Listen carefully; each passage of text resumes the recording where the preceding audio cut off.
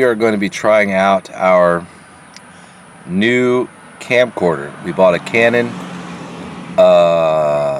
whatever it is. I'll tell you what it is later in the video when I do the editing. But it does the 1080p, everything. You know, it's supposed to be really awesome. So we'll see how it does. I thought it did 4K, but apparently it doesn't. But that's okay. It still should shoot good video. Lightweight. I can set up on my tripod with no problem. So here's one of my corner lots. I've been doing it for 3 years. We're just going to set it up and then just kind of see how everything does. This is a trial video. After this property, we're done for the day. We did our other property this morning. I'm going to take the kids to the zoo today. Me, Mama, and the 2 younger ones, Casey and Landon, 2 years and 7 months. So that'll be a lot of fun. We might even see some relatives. That's what I told Landon this morning. He's like, what? Anyways, okay, guys, so let's go and get started.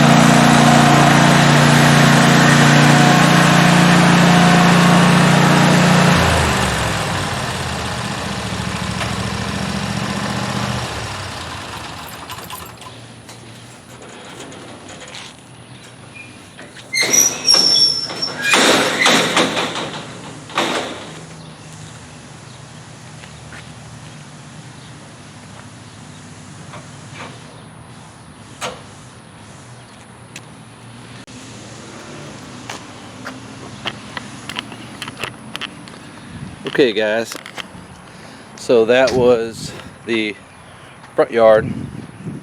Once we blow everything off, I'll show you guys the end result. But I've been doing this property for 3 years. His name is Kevin too. I don't do flower beds unless it pays a certain amount or higher, but he's got a ton of flower beds, front yard, backyard. I've done them all before, but that was 2 years ago. Other companies do them now, but I might start doing them again, especially on a cleanup, because it'll probably pay, you know, almost $1,000. That'll include trimming the trees, digging out the old mulch, new mulch, stuff like that. I would do that for $1,000. Okay guys, here is the backyard now. We have to use the Kubota because of course the gate, it won't fit. So let's go ahead and get this area mowed here. Whoop. What I did here was I dropped it down to 3 inches. So it's going. I think I'm going to come. I don't know. I could do 3.5 or 3. I do both. It just depends. Or maybe 3.25. I don't know. Let's do 3.25 and see how that pans out. Because it just depends. You know, I like the look of different things. It also depends how much he's watered, because if he's been watering a ton, that heavyweight machine is going to want to sink into that ground a little bit more. So that means you'll need to come up 1 number to counteract what you're losing going into the ground.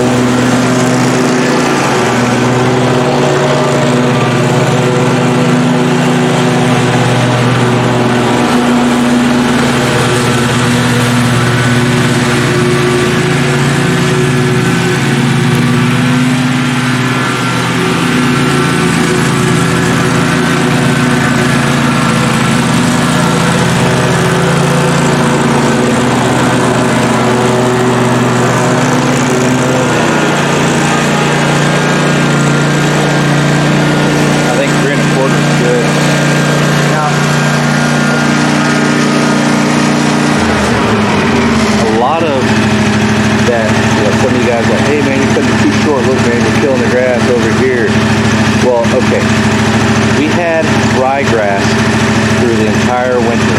It just died off like the beginning of this month or the tail end of last month. So what you're seeing is the old dead ryegrass and the St. Augustine coming back. So, you know, I mow his grass every single week. I have been for 3 years. Even through this winter, the ryegrass is such a pain in the ass. I will not do ryegrass again, but I guarantee he had the luscious greenest grass, the only person that had the green grass throughout the entire winter. So the trade-off was in the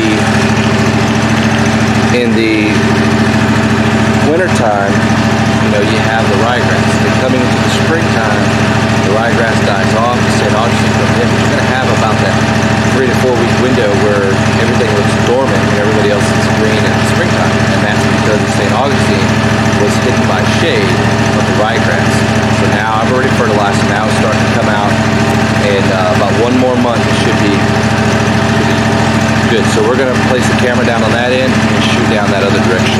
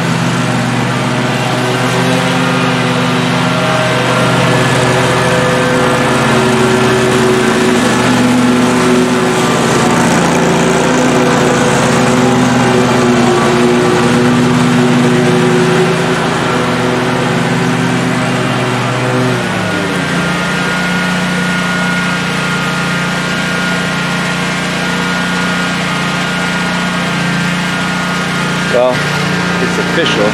I'm going to sell the walker mower. This doesn't really do that great a job for what I'm trying to accomplish. Not that it's a bad machine. It's just, I don't think it's good for what I'm trying to do.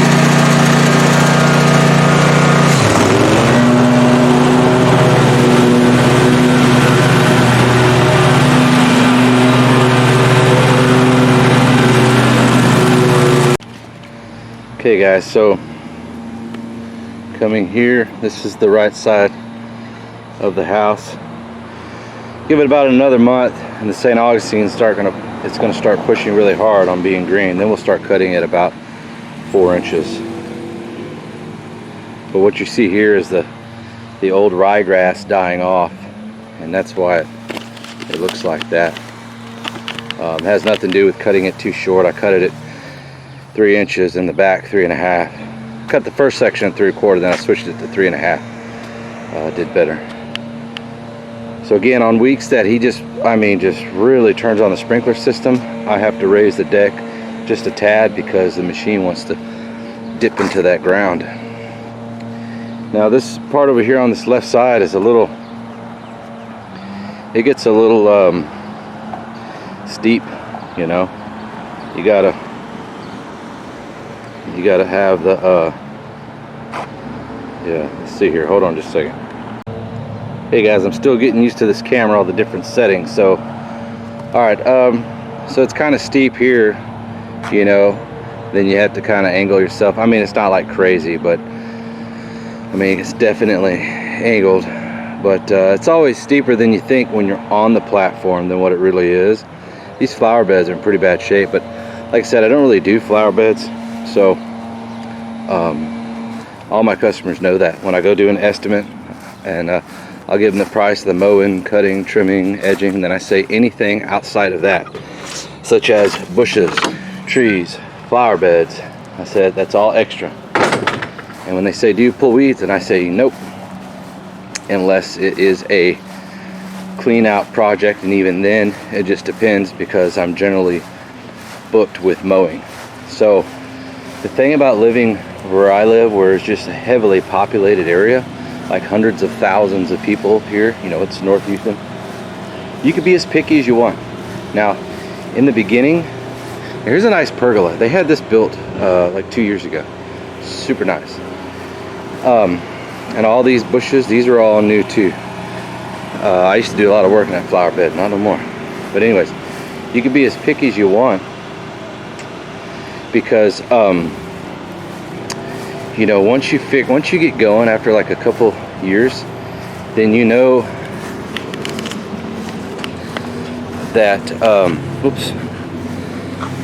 that okay, hey, I like to do this, I want to concentrate on that, then you can do that. Because if I can fill my schedule with nothing but cutting properties, I'd rather do that. That's better than making an extra, you know, 10, 20, 30, 40, or $100 on pulling weeds when I hate pulling weeds. You know what I'm saying? It's a lot less effort to mow grass than it is to pull weeds. So believe that for other people. Anyway guys, I started parking my mowers like that, more over the axle and just a tad behind. That way it helps keep the truck level there. It helps keep the truck level instead of, if you have it all down here, it'll make that rear end drop.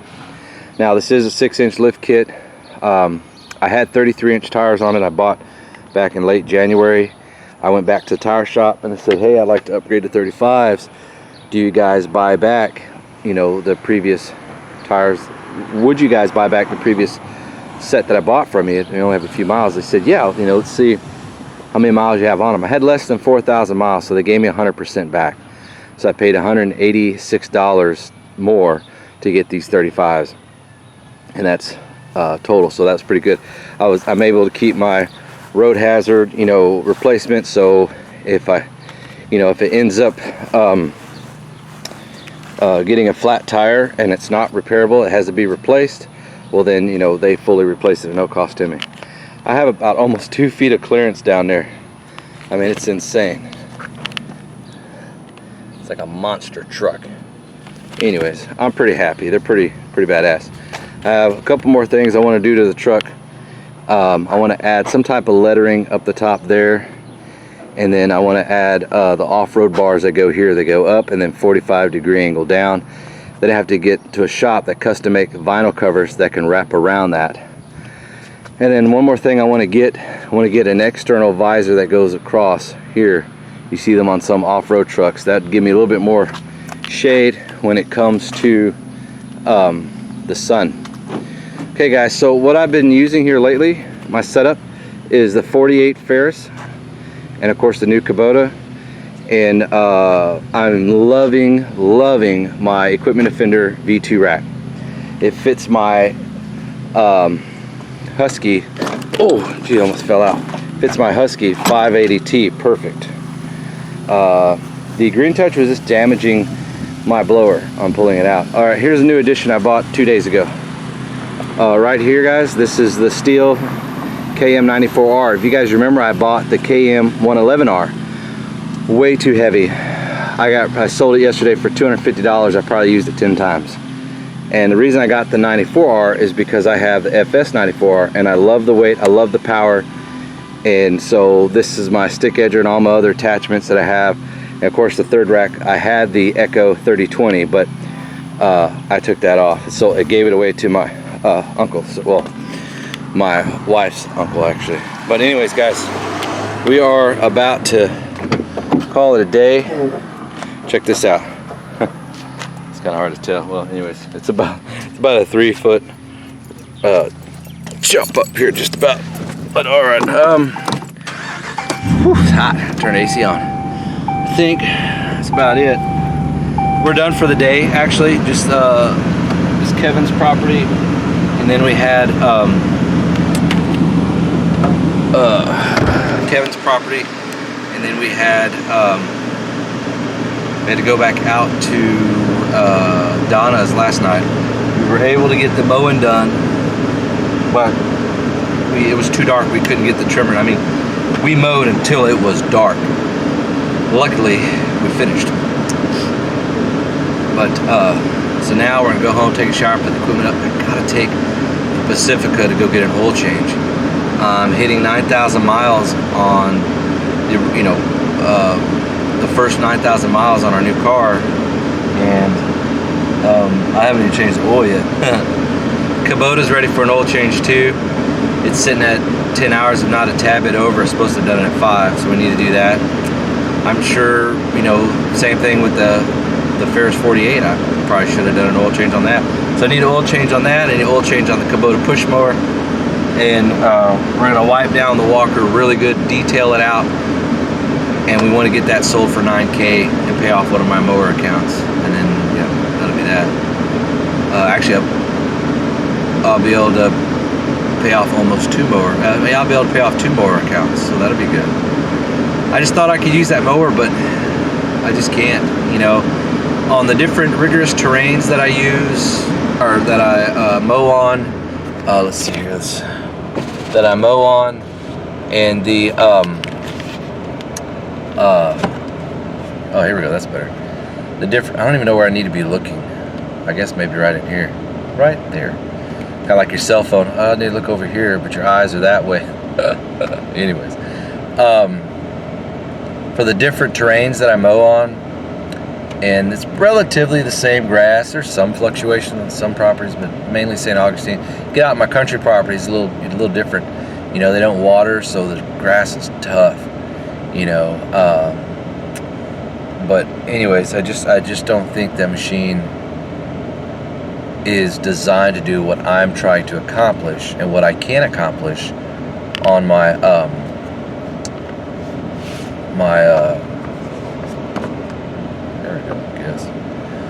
on my stand-on mower. So and that's the whole point of doing demos, or trying mowers, to see what fits, that allows you to move through your properties quicker, more efficient, still great quality, and get on the truck and get out. And I remember, guys, I do everything by myself, everything. So when I get off the truck, you know, what I'm edging and what I'm trimming, the order how I do all of that, and then into the mowing and the blowing, the order on how I do all that per property is so important because it cuts down a lot of time. Like on this property, I can be done in an hour or less. You know, about 45 minutes, I'm really pushing it. Probably maybe 30, 35. It just depends because it's a lot of trimming, a lot of edging, and then there's a fair amount of mowing because it's a corner property. But I think I'm gonna do a video, and what we're gonna do is we're just gonna pick a day. We're not mowing. What we're gonna do is just go to some properties, and I'm just gonna talk about, you know, edging and trimming. We'll walk in the front yard, the backyard, and we'll talk about, you know, what is quicker, you know, trimming first, edging first, what order do you do? Do you do the left side, the right side? All these types of things. And trust me, guys, when you do stuff by yourself for 3 years, you start figuring out what is truly quicker for you. Remember, every property is a little different, so take that into account. But anyways, I'm rambling. So that's it for this video. We'll get the editing. We'll see how this first video is with this camera. I'm excited about it. Paid about $226 brand new. Other than that, guys, I enjoy you watching. I enjoy you guys commenting because I really enjoy the conversations I have with all you guys, and the support has been fantastic. I have lots of items to get ready for another giveaway, but I'm gonna do multiple giveaways because a lot of you guys have really contributed your time and comments, you know, and help too, you know, in these videos. So, you know, I want to donate. I don't want to give one person a ton of stuff. I want to give, you know, several people something. So we're gonna have that coming up here pretty soon, probably when we hit 3,000 subscribers. Yeah. Anyways, other than that, guys, we're heading to the zoo. I think I'm gonna film some at the zoo today with this camera too. I'm Kevin with Texas Veteran Power Outdoors.